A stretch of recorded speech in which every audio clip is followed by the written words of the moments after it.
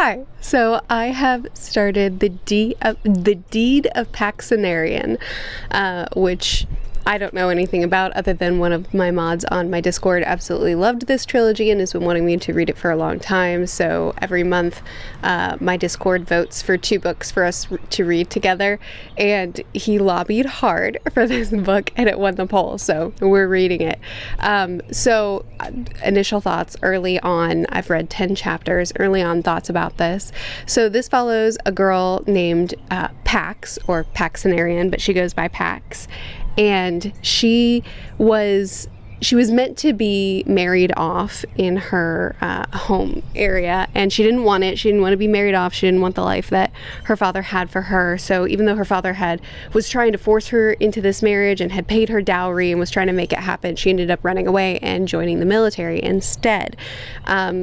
And it's all so fast, the beginning, where it's establishing, all right, this is where she's coming from, this is what she's running from, we're in the military now. So it's like a very quick beginning, and then it kind of grinds to a very, very slow pacing when she gets into the military. And early on in the book, it's in chapter 3 that it happens, so I wouldn't consider it a spoiler. She gets raped by someone in the military, and it's how people handle it. It's how they go through the trial and the punishment and justice, and it's several chapters of that. And now we're finally moving forward from that as well and getting into more military training and military stuff.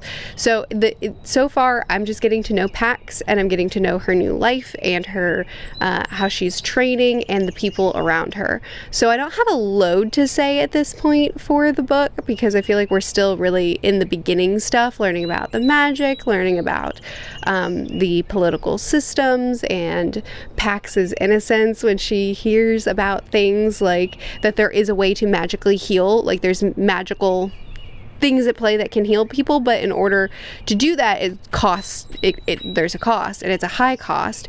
And so a lot of people are like, we'll just replace the soldier instead of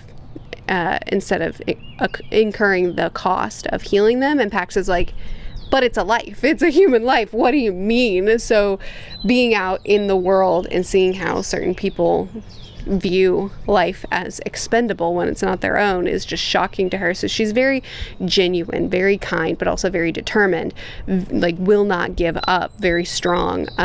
So very interesting protagonist, not the typical protagonist that I typically read about. So I really like her. Very, very easy to like. She's very sweet, but very resilient, and I'm enjoying following her. But as far as what the story is beyond Pax left and joined the military, and now we're learning that. Like, that's what the story is so far. So I don't have a load to say 10 chapters in, but there you go. Enjoy the weed eater in the background. Welcome to the vlog.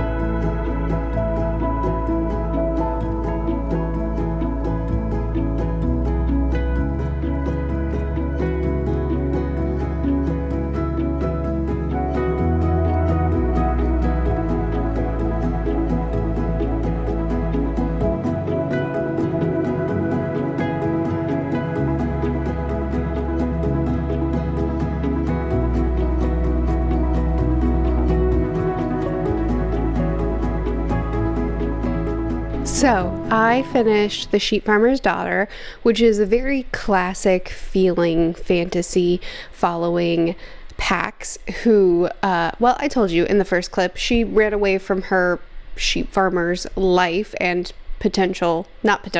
inevitable marriage to a pig farmer, and joined this mercenary group. And it is very much a military fantasy. It is very much going through the daily routine and daily life as a newly recruited military person. I would say probably, from my perspective, probably the greatest strength of this book is in the realism of it, where Pax is going through daily life, and there's the repetition of routine, there's the day in, day out side of things, as well as discovering more about the world when she's lived in a very contained setting, and now she's learning a lot more. So it's a very naive, very doe-eyed, simple perspective on the world, and as she is traveling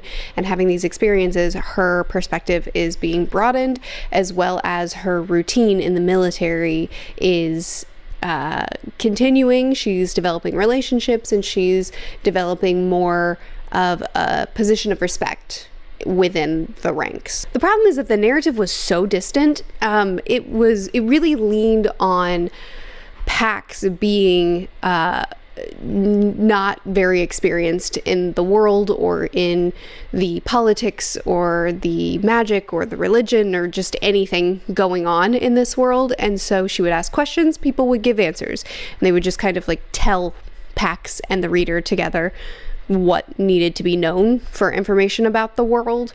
And Pax would be given information, and she would just kind of like, yep, okay, cool, neato, and move, and not really spend a lot of time dwelling on it or processing it or internalizing really anything. Even when really traumatic things would happen, she would just kind of go through it, and it all felt so distanced, and we wouldn't even dwell or recall, or it didn't seem like anything really stuck with Pax. She kind of felt like just this character that existed.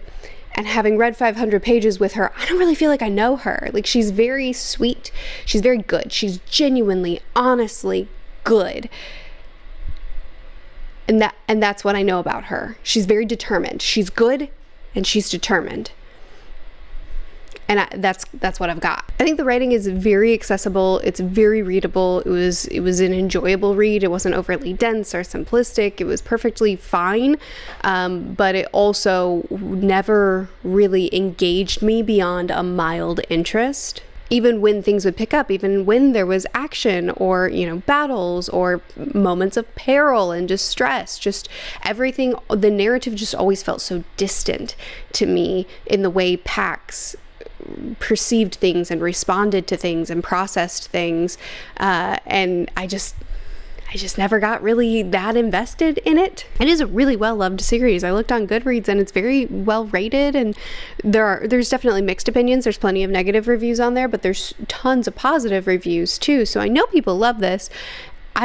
For whatever reason, I just didn't connect with it. I didn't dislike it by any means. I'm 500 pages down in this trilogy, I read the first book in this trilogy, and I don't feel like I actually have much to say about it, which is unfortunate because a lot of people love this.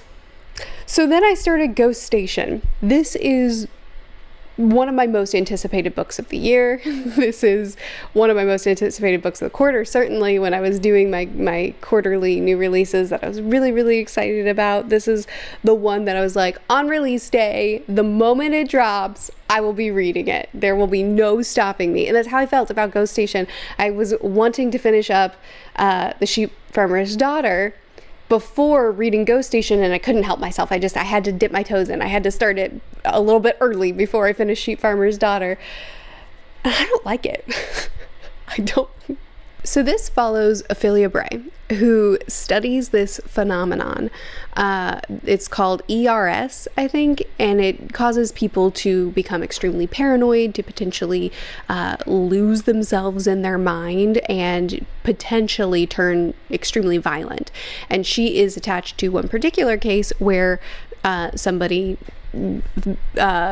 fell into this phenomenon and ended up killing, I think it was like 29 people. So now she is joining up a crew of people who are going to study this ancient, seemingly abandoned planet, and she's wanting to offer her expertise and her assistance to make sure that they don't fall into ERS. She wants to monitor them, she wants to help them, and they don't really want her help They don't really want her on the team, and they're very reserved. They're all hiding something. She's hiding stuff too. She has a dark history. There's a lot going on with her family. There's a lot going on with her past studies, and that's slowly being revealed as well. We're much the opposite of Sheepfarmer's daughter. We're very close to Ophelia. We're very in her head, and even so, we don't know everything that she's hiding. That's slowly coming. As we turn pages, it's slowly coming about as well. And I don't know if it's because I'm finding this book very boring, but the introspection and the I'm hiding something, oh, this terrible thing happened, like all of the internal conflict of her also hiding things and her having a lot of baggage and things kind of reminding her of past occasions all feels really melodramatic to me. But just generally, I'm finding this book, I'm a third of the way through it, I'm finding this book terribly boring. Which is ridiculous because we're on an ancient planet.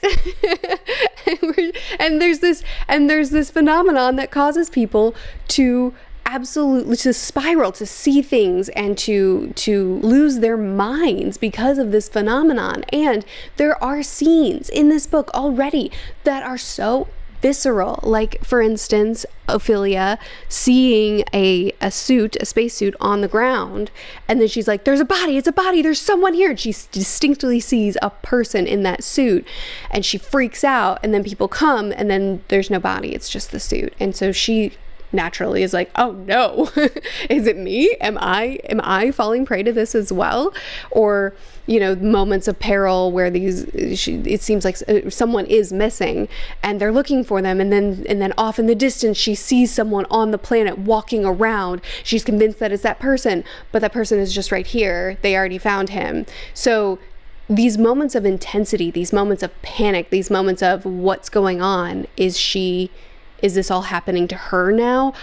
These are written so well. Like that, those moments of intensity or of really gross descriptions are written so well. And those scenes are the only thing keeping me reading at this point, because it's the only thing I'm finding interesting. And it's making me question my stance on dead silence. Because I loved that book so much despite really not liking the ending. But all I can remember of that book, because I read it like 2 years ago, all I can remember of that book, or maybe a year and a half, I don't remember, long enough ago that I don't have all the finer details. I remember the really intense scenes, seeing this spaceship frozen in time, and how all these people were suspended in their moments of death, the grotesqueness that was being depicted on page. I remember all of that really well, and I remember the ending, which I found really disappointing. But now I'm questioning myself, because she's still writing these moments of intensity so well, but everything in between, there's nothing there for me. I mean, you might feel very differently about it, but it is making me question myself, especially because I've been reading a lot more sci-fi lately. And even though S.A. Barnes books are categorized as sci-fi horror, I personally would say that they better fit sci-fi thriller, because of the way these books are structured, with the way reveals come, the secrets that are being kept, especially with how Dead Silence ended. It really leaned more into thriller aspects than everything that had been laid out before. So I'm reading Ghost Station, and it's feeling that way. It's feeling like it's structured more like a thriller with sci-fi elements, just not a particularly interesting thriller, which those are definitely abundant. So I'm questioning everything. Basically, I just need to be quiet and keep reading. So I'm gonna keep reading. Hopefully I'll finish this book today, because this vlog goes up tomorrow, which shouldn't be a problem because it's not very long and it's, you know, easy to read, except that it's boring. I'm gonna stop talking now.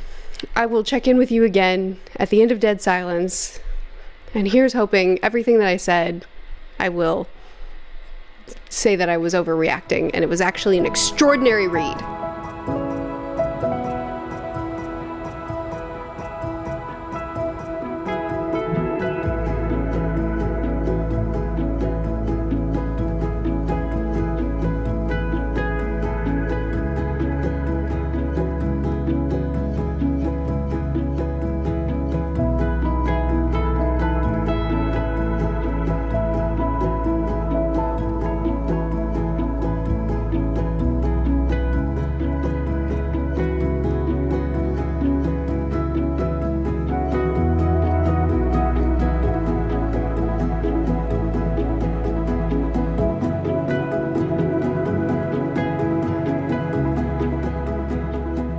I DNF'd it.